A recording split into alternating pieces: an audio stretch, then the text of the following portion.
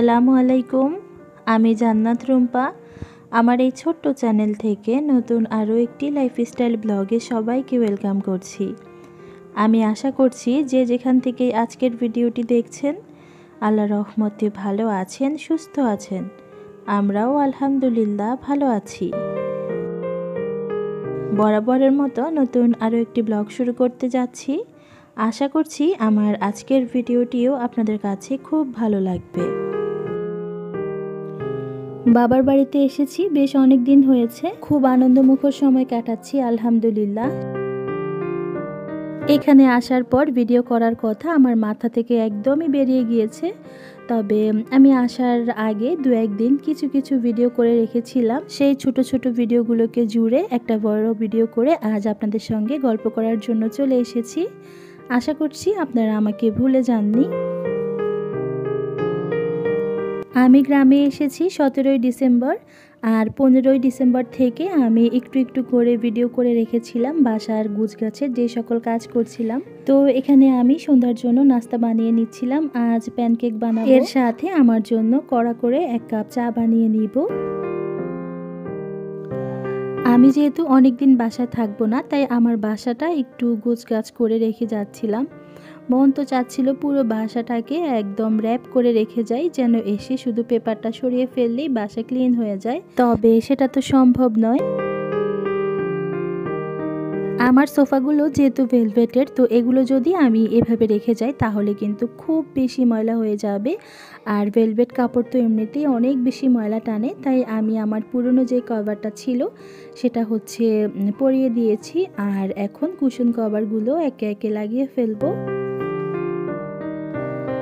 আপনি যদি এই পর্যন্ত আমার ভিডিওটি দেখে থাকেন তো প্লিজ একটি লাইক দিতে ভুলবেন না। এই ধরনের লাইফস্টাইল ব্লগ আপনি যদি আরও দেখতে চান, চাইলে আমার এই ছোট্ট চ্যানেলটি সাবস্ক্রাইব করতে পারেন। আপনি যদি কাজটি অলরেডি করে থেকে থাকেন, আপনাকে অসংখ্য ধন্যবাদ। এই তো সোফাটার সবগুলো কভার পরে ফেলেছি, আর যাওয়ার সময় আমি পুরনো একটা চাদর দিয়ে সোফাটা ঢেকে দিয়ে যাব, যেন ময়লার আস্তরণটা একটু কম পড়ে।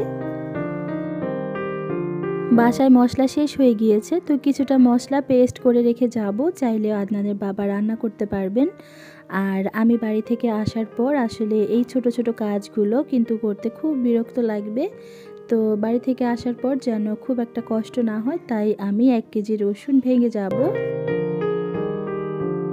আমার আজকের ভিডিওটাতে অনেক বেশি নয়েজ আসছে, আসলে কিছুই করার নেই। আমাদের বাড়ি অনেক বড়, তো এখন আবার ডিসেম্বর মাস, বাচ্চাদের কিন্তু পড়ালেখা নেই। তো ওই যে একটা খেলাধুলা বা বাইরে থাকা, ওটা একদম মাস্ট থাকেই। তো যেখানেই যাই এই চিৎকার চেঁচামেচি কিন্তু কোনোভাবেই আমার পিছু ছাড়ছে না।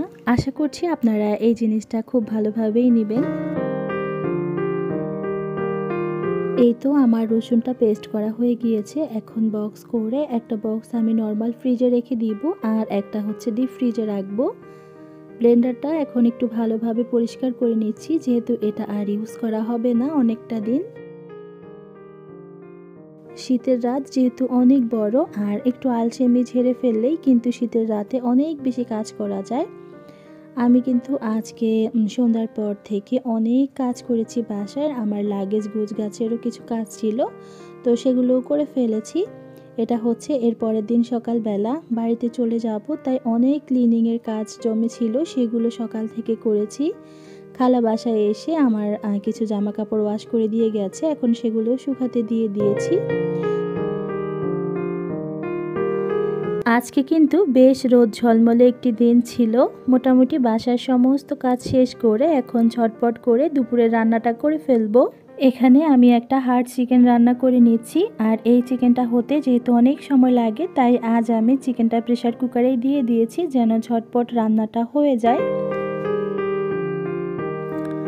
আর অন্যদিকে আমি বেগুনগুলো একটু ভেজে নিচ্ছি। আজকের প্রস্তুতি দেখে হয়তো বুঝেই গিয়েছেন দুপুরের মেনুতে কি থাকবে। ভুনা খিচুড়ি, বেগুন ভাজা, শুটকির ভর্তা এবং চিকেন ভুনা ছিল আজ আমাদের দুপুরের মেনুতে। মোটামুটি সব রান্না শেষ করে আমি এখন খিচুড়িটাও বসিয়ে দিয়েছি, আর এদিকে কিন্তু গরম গরম বেগুনটাও ভেজে নিচ্ছি। আর অফ ক্যামেরায় আমি শুটকির ভর্তাটাও করে ফেলেছি। আমার হাতে সময় যখন খুব কম থাকে বা আমার কোথাও যাওয়ার থাকে, তখন আমি বাসায় এরকম খিচুড়ি বা বিরিয়ানি রান্না করি। আমার কাছে এটাই মনে হয় যে শর্টকাটে হয়ে যায়। তবে আজকে কিন্তু শর্টকাট করতে গিয়ে আমি অনেক ঝামেলা করে ফেলেছি। আর এই তো কথা বলতে বলতে দুপুরের রান্নাবান্না শেষ, এখন সব কিছু বেড়ে খেতে বসে গিয়েছি। খুব তাড়াহুড়ার মধ্যেই আজকে দুপুরের রান্নাবান্না খাওয়া দাওয়া শেষ করেছি।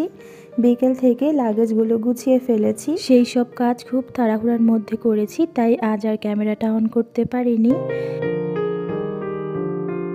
রাতের খাওয়া দাওয়া আজ একটু তাড়াতাড়ি কমপ্লিট করে ফেলেছি, আর যে খাবারগুলো বাকি ছিল সেগুলো বক্স করে নর্মাল ফ্রিজে রেখে দিব, যেন 2-1 দিন পর গরম করে আদনানের বাবা খেতে পারেন। সকাল 9টায় আমাদের গাড়ি আসবে, তো আমি চেষ্টা করছিলাম আজ একটু আর্লি শুয়ে যাওয়ার, যেন সকালে তাড়াতাড়ি ঘুম থেকে উঠতে পারি। বাসার সব কাজ আমি মোটামুটি শেষ করেছি। তো রাতে খাওয়া দাওয়ার পর থালাবাটিগুলো ক্লিন করে যে খাবারগুলো ছিল সেগুলো বক্স করে রেখে এখন কিচেনটাও একটু ক্লিন করে দিচ্ছি, যেহেতু বেশ লম্বা একটা সময় কিচেনে রান্নাবান্না হবে না, তো একটু পরিষ্কার করে রাখলে দেখতেও ভালো লাগবে। বাড়িতে আসার সময় প্রতিবারই আমি বাসা খুব সুন্দর করে ক্লিন করে আসি, কিন্তু বাসায় গিয়ে বাসার বেহাল অবস্থা দেখি। তো এবারেও যে তার ব্যতিক্রম হবে না সেটা জানি, এরপরও মন তো মানছে না, মন চাইছে বাসাটা পুরোটা র্যাপ করে রেখে যাই, যেন আসার পর আমার কষ্ট কম হয়। আর এই তো মোটামুটি সব কাজ শেষ করে ফেলেছি। ভেবেছিলাম আজ একটু আর্লি ঘুমাবো, কিন্তু সব কাজ শেষ করতে করতে আমার রাত 1:30 বেজে গিয়েছিল। লম্বা একটা সময় পর ভয়েস ওভার করতে বসেছি, তাই বারবার গলাটা বসে আসছিল। এই ভিডিওটা তো অনেক আগে শ্যুট করা, তবে বাবার বাড়িতে এতই আনন্দমুখর সময় কাটাচ্ছি যে এডিটিং ভয়েস ওভার সব কমপ্লিট করে ভিডিও পাবলিশ করতে করতে প্রায় 1 মাস সময় লেগে গিয়েছে। আর এই তো আপনাদের সঙ্গে কথা বলতে বলতে আমরা অলরেডি বাবার বাড়ির উদ্দেশ্যে রওনা দিয়ে দিয়েছি। আলহামদুলিল্লাহ, আমি বাবার বাড়িতে যাব, বিবাহিত মেয়েদের জন্য এর চাইতে সুখকর বা আনন্দময় কথা কিন্তু আর হতেই পারে না। তো আলহামদুলিল্লাহ, দীর্ঘ অনেক মাস পর আমি সেই স্বাদ গ্রহণ করতে চলেছি। দেখতে দেখতে নিজের সেই সুপরিচিত গ্রামে চলে এসেছি আলহামদুলিল্লাহ। এই মুহূর্তে যে কি পরিমাণ শান্তি আনন্দ উপভোগ করছিলাম তা শুধুমাত্র আমিই জানি। অবশেষে আমি আমার গন্তব্যে পৌঁছে গিয়েছি আলহামদুলিল্লাহ। আবার কবে আপনাদের সামনে আসতে পারবো তা জানি না, তবে চেষ্টা করব খুব শীঘ্রই নতুন ভিডিও নিয়ে চলে আসার জন্য। সেই পর্যন্ত সবাই ভালো থাকবেন, সুস্থ থাকবেন। আল্লাহ হাফেজ। আসসালামু আলাইকুম।